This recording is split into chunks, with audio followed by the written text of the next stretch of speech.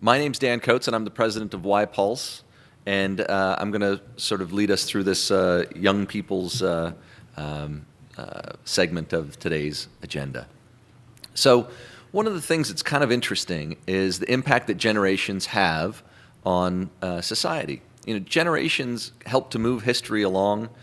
Generations kind of prevent society from suffering for too long under the sort of excesses or quirks of any one particular generation.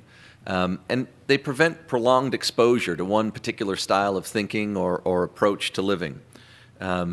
Equally, generations kind of come into force to sort of counteract the imbalances of the current generation that's in charge, so AKA the man. So generations tend to help us a lot. Right now we have 6 generations in America that are alive, starting with the GI generation, folks born between 1901 and 1924. You know, they kind of came of age during the World War I and Roaring '20s. They were children during that era, and then came of age during the Great Depression and World War II. Silent generation, these were people between 25 and 42. They were children during the Great Depression, children during World War II, which had a distinct sort of impact on them. And then they sort of came of age during the American High and the Cold War, became good company men. If you watch Mad Men, these were the folks of the silent generation. Then the boomers came along, and boy, they changed everything. You know, born between 43 and 60, according to Howe and Strauss, although Elwood Carlson and the Population Reference Bureau would argue that it's 46 to 64. But no matter how you draw the lines, they've had a significant impact. They were children during the American High and the Cold War, and they came of age during the Consciousness Revolution. Currently, you know, boomers are sort of the man, and what's kind of interesting is how they've reacted to going from, you know, fighting against the man to being the man. I love that Sprint commercial, but you are the man, sir. Gen X, this was my generation. Right now, its size is about 84 million people, born from 61 to 81. There were children during the Consciousness Revolution where the adults were kind of preoccupied with discovering themselves and their personal journeys, and came of age during the culture wars and the 90s boom era. Great examples of the X generation: Michael Dell, Michael Jordan. You know, these are people who are individuals first, and performance is what's on their mind. Millennials, which is the generation of youth of today, were born from 82 to 2004, as defined by Howe and Strauss, who coined the term millennials. Their childhood era was these culture wars, the red versus blue states, the 90s boom era, and their coming of age during the Great Recession and the War on Terror. And these pivotal events have a profound impact on a generation's approach to living and view on the world. What follows the millennial generation is something that Howe and Strauss, or Neil Howe actually, Bill Strauss is no longer with us, would call Generation Homeland Security, or Homelanders for short, born starting in 2005, and their development will be marked by the fact that they're growing up during the Great Recession and the War on Terror. What's really interesting about generations is they tend to sort of swing back and forth like pendulums. Millennials are much like GI generation. Homeland Security generation will be much like the silent generation. What's really interesting about generations is the effect that birth rates have had. We've had a big boom, followed by a huge trough, followed by another big boom. And so what that does is make the boomers and the millennials very large, meaty generations, excellent target markets for marketers. And the Xers, who always claimed that they were not a target market, are indeed not a target market. They're kind of smallish. And certainly marketers are retraining their entire marketing infrastructure from focusing on boomers to now focusing on millennials. And our company helps them do that. Here's the size of the various generations, and you can see that millennials are massive. They're the first generation in American history to exceed 100 million members. And so for a lot of folks, that's a huge development and a big reason to pay attention to them. Dan, your screen's not coming up to the side. Oh, well, that's unfortunate. Well, I've got slides here that I'm talking through that would be compelling if only they were visible. There they are. Great. Thanks, Ken. The other interesting thing about millennials is they're very multicultural. If you look at the various generations, Multicultural millennials make up nearly 40% of this generation, which is a real first. When you talk to millennials, they really are that first generation to be, quote unquote, beyond race. So, just to sum it up, you haven't missed a thing, don't worry about it. The millennial generation were born between 82 and 2004. They seek to correct for the excesses of Generation X and to displace the current in-charge boomer generation. And they have 7 core traits that are really important to focus on, and we'll see a lot of these themes as folks chat through the other speakers. Special, sheltered, confident, team-oriented, conventional, pressured, and achieving. And if you're interested in learning more about these, up at the front table there's these wonderful little millennial cards that describe each of these core traits in detail, and be sure to grab one on the way out. Special, from these sort of precious baby movies, 3 Men and a Baby, of the mid-'80s to the media glare surrounding the high school class of 2000, older generations have given millennials this sense that they are absolutely pivotal to society, collectively vital to the nation and to their parents' sense of purpose. Sheltered, the greatest wave of child protection legislation in history has occurred over the last 20 years. So whether it's Megan's Law or Amber Alerts, the safety of millennials is a huge priority to society, particularly given the post-Columbine kind of shocks to the system that we've had. They're very confident. You'll see from our panel of youth that we'll have up here later that this generation has a lot of optimism. Don't tell them about the economy because they're not hearing anything of it. And we'll hear a little bit more from Eric, and he's going to tell you how he's revolutionizing the world. And you have to admire this sense of confidence and optimism given what we're facing right now, both economically and societally. Very team-oriented. We can blame it all on Barney the dinosaur. These kids work well together. Group assignments, group class projects. They work in teams, and we do a certain amount of studying millennials in the workplace, as the oldest millennials are just approaching the age 30 and are finding their way into corporate America. What's fascinating about millennials is they have this very peer-to-peer style of making decisions.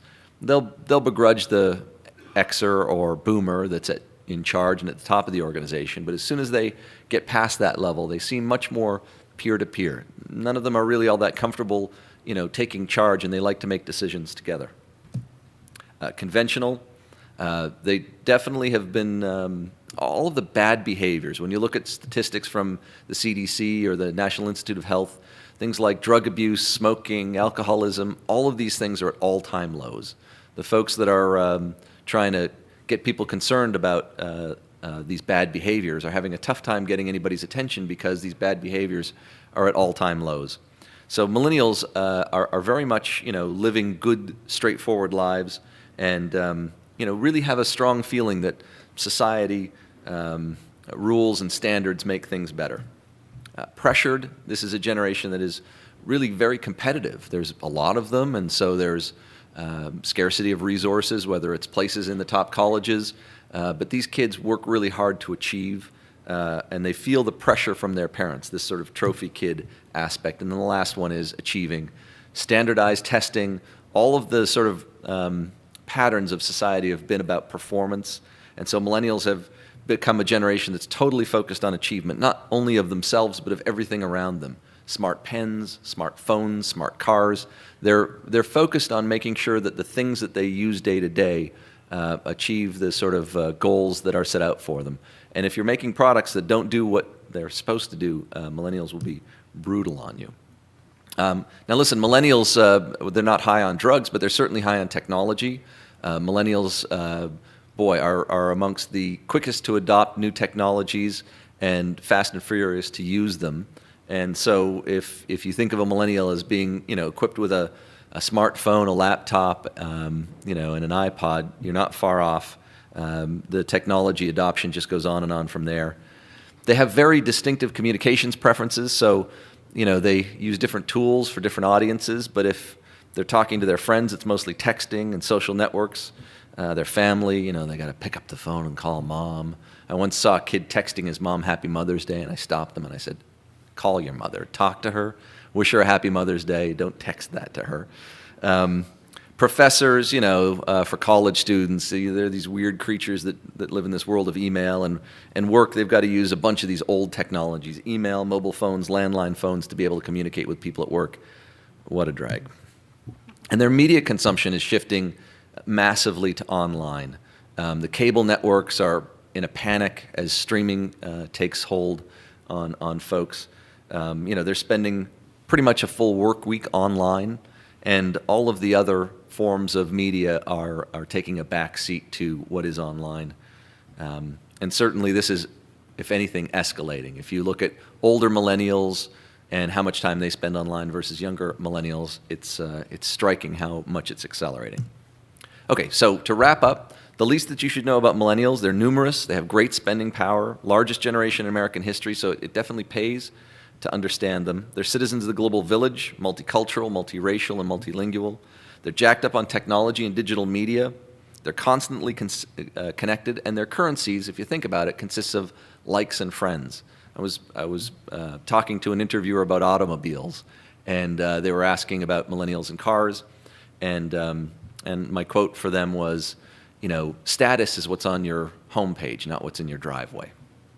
And then this isn't business as usual. This generation is defined by their core values, and our success as marketers, as producers of products, hinges on our ability to break away from our familiar mindset and to embrace theirs. And with that, I'll turn over to Kathleen Gasperini from Label Networks.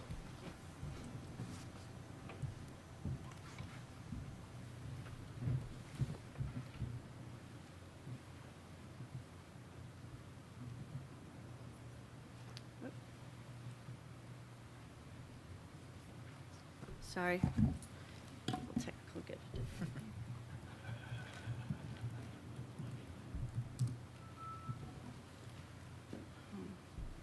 Trying to get out of his into mine real Escape. quick.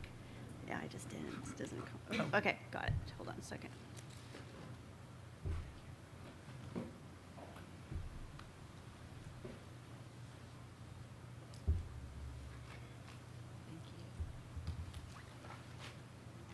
Sorry. Okay. Can you hear me okay? All right. Thanks. My name's Kathleen Gasperini, and I'm the Senior Vice President and co-founder of Label Networks. Label Networks is a global youth culture, marketing intelligence, and brand strategy company.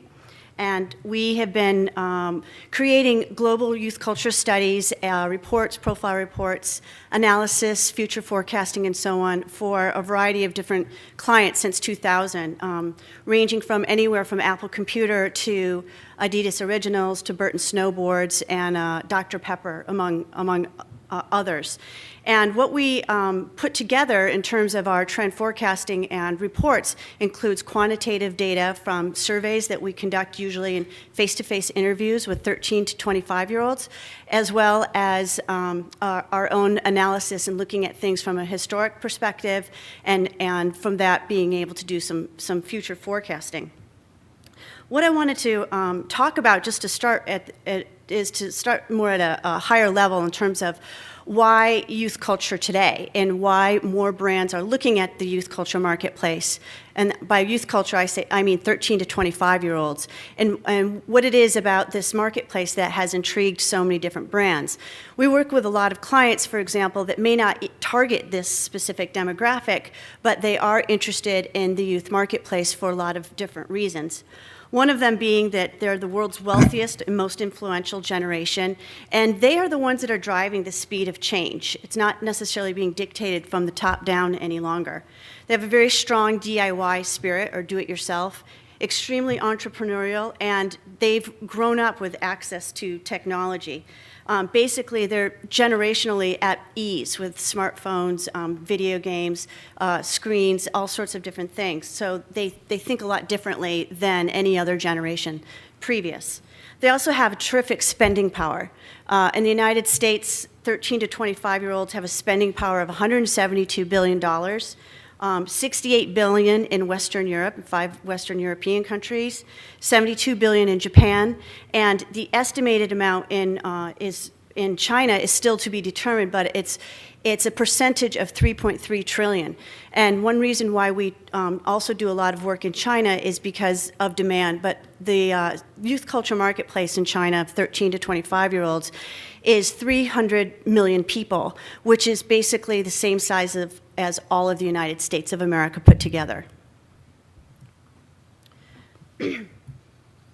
The trends in terms of the youth culture marketplace are coming from the bottom up, meaning it's coming from the consumer, and then this is what's influencing a lot of different designers, a lot of different entertainment industries.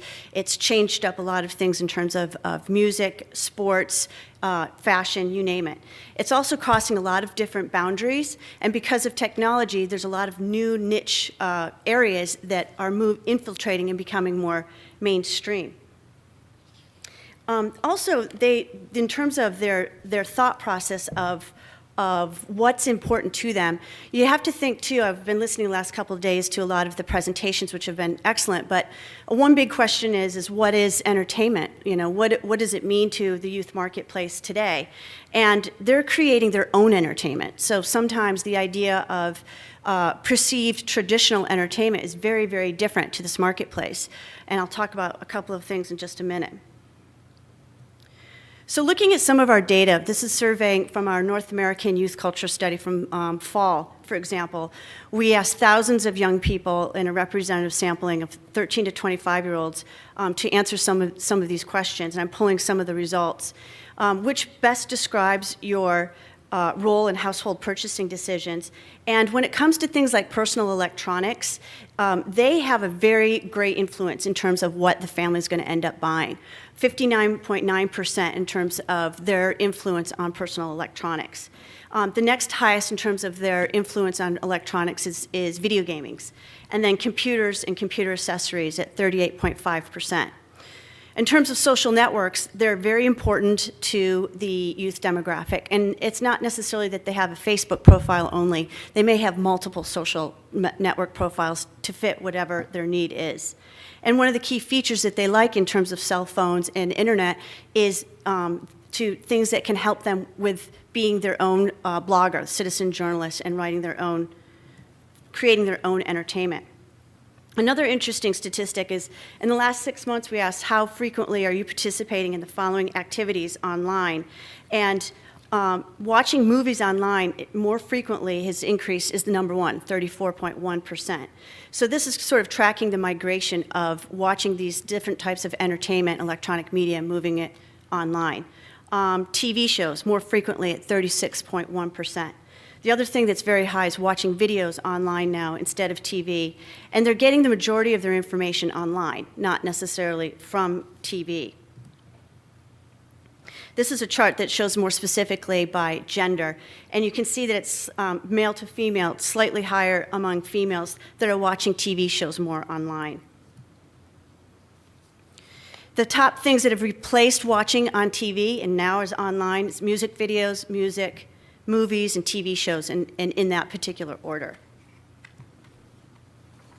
An important result that we had here that I thought would be applicable for this conference is, in the future, where would you prefer to watch your entertainment?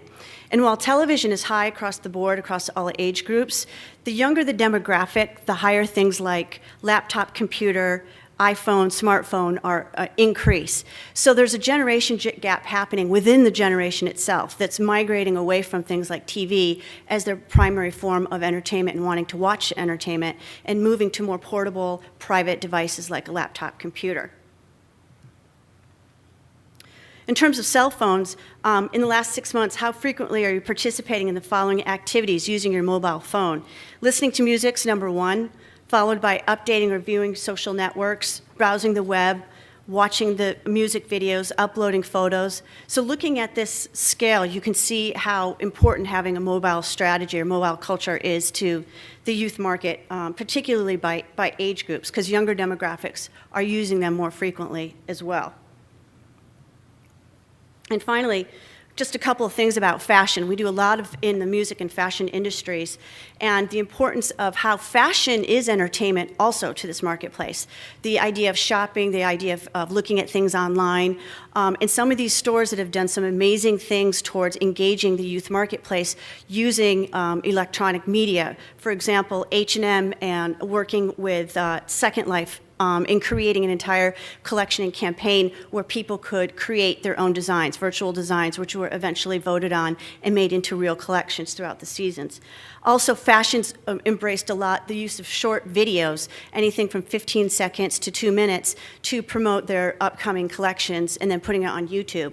And this is one way that a lot of young people are actually looking at what the latest trends are in fashion, is from YouTube videos or videos in general. And also, fashion's made a big step in terms of being where the youth market is, online and embracing cell phone culture. And by EIY, I mean earn it yourself. There's also a sense of the youth marketplace thinking they've got to do it for themselves because nobody else is going to do it for them. So they're coming up with ways that not only is their own entertainment, but also ways to make a living, to earn money from their own skills and from their own interests.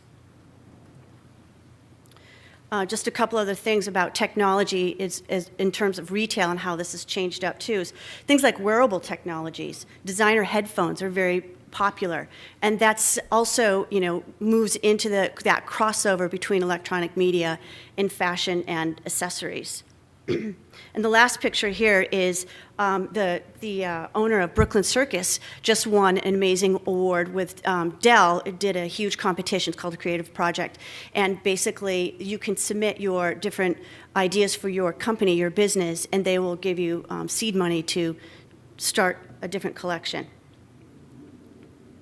So to wrap it up, in terms of entertainment, it's a bigger story than some of the things that maybe people think in terms of just TV, especially TV. It's more personal. It's about personal expression and using these personal devices. It's connecting outside of vertical industries. The youth market's very good at doing that. They don't have cultural boundaries, so they can cross a lot of different platforms quite easily. It's the pride of being local, but with a global reach. And you can see that, for example, with social networks, Facebook, and so on. The importance of different subcultures, particularly music. Watching what's going on in the music industry and what preferences are in music is one of the best ways to tap into the youth culture marketplace. Knowing their key lifestyles and that sort of thing. Also, very DIY spirit, like I had mentioned, in terms of understanding that do-it-yourself example of creating one's own entertainment. And discovery, it's the biggest motivating factor to the youth market. So if you can think young and think with the eyes of new, listen to the panel that we have next coming up, I think that it will really help because they don't have the cultural blinders on that we all do when we get older. And that's something that we can all take to heart and learn from youth culture. Thank you.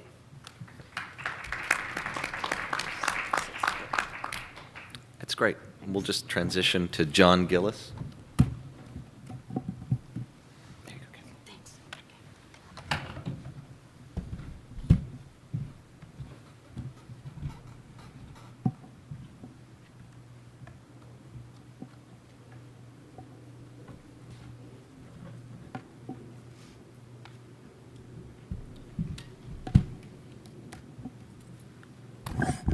One second. Do you guys have a feed on the computer? No. All right, one second.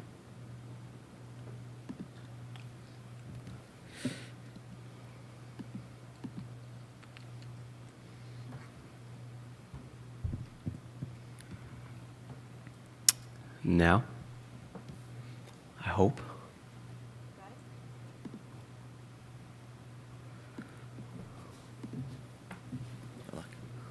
Hey, it's an Apple, you guys. It's supposed to just plug in and work, right?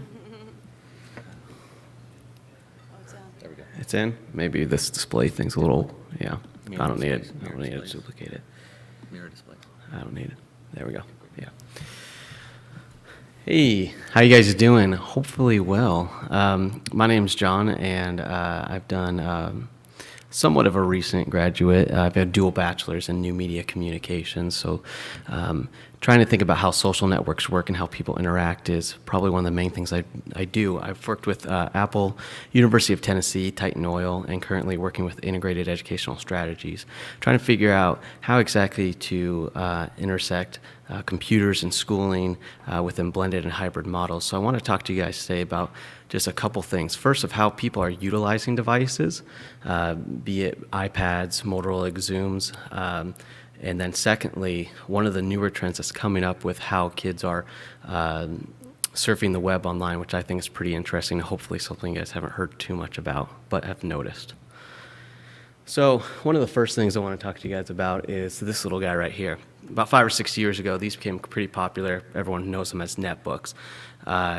They were selling like hotcakes. They were just going in and out of the stores. They had a low price point. They were very portable, and things were looking very well. Fortunately, a couple of years later, a couple of these guys came around, and that's what started to take over the market. So everything from iPad to Zooms to Galaxy Tabs, the Galaxy Nexus, the iPhone, the Motorola Droid Razr, even the Kindle. These devices have not quite destroyed the netbook market, but have damaged it very harshly. In fact, last quarter alone, Apple sold more iPads than Dell sold of all computers, including desktops, laptops, and everything. So this is clearly, as most of you guys know, and I see several people even out there using tablets right now, this is probably the next evolution of computing. So let's talk about probably one of the most important ones on here, which is the iPad, just simply because we don't have time to focus on them all. Obviously, most of you guys have used something with iOS, be it an iPhone, an iPod Touch, or an iPad. Specifically, the iPad has some really great features that I see coming into schools and with teenagers too. Obviously with the bigger screen, it's very easy to interact with. Not only that, but they actually sell at pretty cheap price points for schools, which means that schools can actually realistically budget and integrate them into their ecosystem. So one of the things that's probably really interesting to know is why exactly do people intend to buy these? So I think that's important to realize how you can utilize it from there. So there was 4 main categories done by study by Mashable Education, and the biggest section by far was actually that people want to use iPads for entertainment. That was their 100% intention. Even if they considered it a kind of expensive toy, they wanted it to entertain them, to bring them into a different world. They could hold it on their lap, on the couch. They wanted to experience what it had for them. And that's what Apple is really trying to drive forward with their whole magical, quote-unquote, marketing term, because they wanted people just to buy it, not so much worry about the technology, but worry about getting immersed inside Apple's ecosystem with the iOS software. Now, one other thing that's kind of interesting to talk about is, so they bought it for entertainment, but what are people actually using them for? That same survey that had about 7,000 teenagers found out that the 2 main things that people are using the iPad for is an e-reader and a gaming device. Now, e-reading doesn't specifically mean textbooks. That includes textbooks, that includes graphic novels is becoming a big part, the iBookstore, the Kindle is a huge part of it, and then also, of course, with gaming. The iPad is set to outsell Nintendo's portable products in the next couple of years. So these are 2 really, really big markets that are very important to get into. So with that said, it seems pretty clear that people really want to use iPads for information, for interactivity, and for entertainment. But how exactly can you effectively use that in schooling, and can you? Well, the American Library Association, pretty big deal, but a couple years ago they actually came out and said when it comes to these tablets and with social networking too, that teachers, administrators, and district leaders should educate minors to participate responsibly, ethically, and safely. So it isn't a matter of if we should, it's how we should. And I think one of the most important ways to start integrating social networks into school is to keep the options open. And what I mean by that is one of the newer trends that we're seeing with kids using social networking is not loss of retention, but wanting options. It's not the fact that they don't want to sit on a website and read what's going on. It's that if they want to read a paragraph or 2 and hop over to something else, and they should be able to do that. So be it when a page is loading or something else is going on, they want to be able to switch between different points. And I'll show you what that's like. When this guy comes up, you're going on a web page, and it just sits there and loading. Me as a user, I want to say, okay, things are going here. Let me see, okay, I've got Facebook on this other device. I can open up another tab. Let me start seeing what's going on. And what that does, if you as the parent or someone else doesn't give the student or the customer any options to go, then they leave what you're trying to show them. So what's really important is when you're trying to show people your message and get them in your ecosystem is to remember these. Those are tabs, okay? These are the different web pages that people have open. And we're finding that kids between the ages of 13 and 17 are open more and more all the time. A study by a man named Patrick Dubois brought up some really great points about that. He's calling these people tabbers. And a recent study of 8,000 people showed that light tab users, which is mainly people who are on the internet for less than an hour a day, have give or take 5 tabs open at a time. So that's 5 live web pages that they're flipping between. So that doesn't necessarily mean that if they're on the web page you told them to go on, that they're going to stay on it. A power user, which is comprised about 20 to 25% of them, have up to 22 tabs open at any given time. So that's over about 3 different windows. And that's really impressive to think that teenagers and everyone else can go between 23 different sources of information and actually bring it in and start to learn. And then the common user has between 8 and 9 tabs open. So kind of what that looks like is the teenager is going to have A, B, and C, different options to do stuff in. And they're going to start with B, and they're reading all the different categories. But eventually, when that page starts to load, they're going to go over to the next one, then they're going to go back to another one, and eventually back to your first source in the first place. So if you're trying to create content for a student or a customer to stay interactive, what you really need to do is you need to make your ecosystem look like this. So when they start off with reading one source of content, they need to be able to switch between all of your different pages. So in the school, what that's going to look like is don't give a child 1 article to read. Give them 5 or 6 articles to read and let them go back in between them, be it Wikipedia, encyclopedia. There's so many different sources for any given topic, and it's so important for you guys to take all that information that's out there on the internet and not just give someone one point of view, but give them several point of views. That way they don't leave what you're trying to teach them, but they just hop back between several different points of views. One other thing that's important to remember is the perception of social media. I tend to think that in schooling specifically, people think social networking can be a magic bullet, the one-stop fix-all, and that's not really the case, at least if you do it the standard way that everyone's doing it now. The perception of social networking is actually really negative between people between the of 13 and 17. So I would say don't put all of your eggs in one basket. If you're trying to get a group of kids to pay attention to what you have to do, don't expect it to work just because you're on social networking. Just because you're on Facebook, Twitter, Edmodo, and Tumblr, and the thousands of other blogging sites, just because you're doing it and because kids use it doesn't mean it will work. You have to find ways to gear it towards your audience, find ways to customize it, and that doesn't mean don't use the services that are out there, but remember who you're talking to. Don't talk to yourself, talk to your audience. 92% of teenage girls between the ages of 13 and 17 said that they would give up social networks to keep their close friends every day of the week. This is not something that people are relying on to save their lives. This is a preferred method of communication and nothing else. People still want interaction. People still want to have relationships, and social network is not going to take that over. It's merely a part of it. So don't expect it to be a magic bullet, but it is a really effective way to relay messages within schooling. So in closing, I think it's really important just to remember to let your students have options and options and options. Give them many articles to read. Don't give them one and expect them to read a whole thing. Don't send them a 20, 25 paragraph article and say, just have fun reading it. Find a way to let them have options. It can work in schools. It's been proven, and Lisa's going to address that here in just a second about how it works.